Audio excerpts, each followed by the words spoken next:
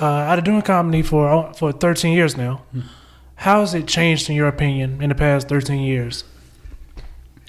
Landscape has changed of like so much, like as far because politics has been outside of comedy, the political world and the real world has been not all that gravy, like good news on like the macro level. So to see that focus on the like come down through the comedy, it's like what will people laugh at or what won't they laugh at? And I've always been a rule breaker where like you show me a rule that says I shouldn't do that, I'm probably going to try and do that. And those rules have just changed, like flip-flopped what is appropriate, what isn't appropriate, and what can you laugh at or what shouldn't you laugh at. And so I think I've seen comedy evolve into more of a less of an observational type setup into more of an abstract story style setup.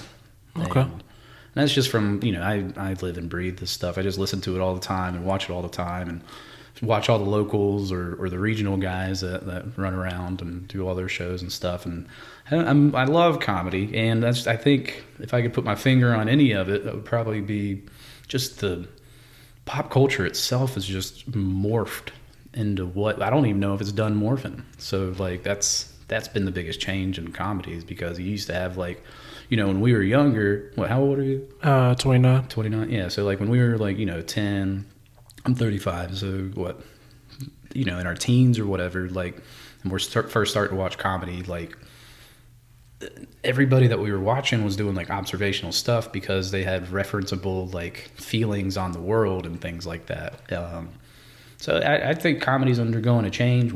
Is it done changing? I mean, who knows? I don't know what's normal anymore. But that's the thing that I've noticed the most about comedy, is that the idea of it, there's no normalness to it at all anymore.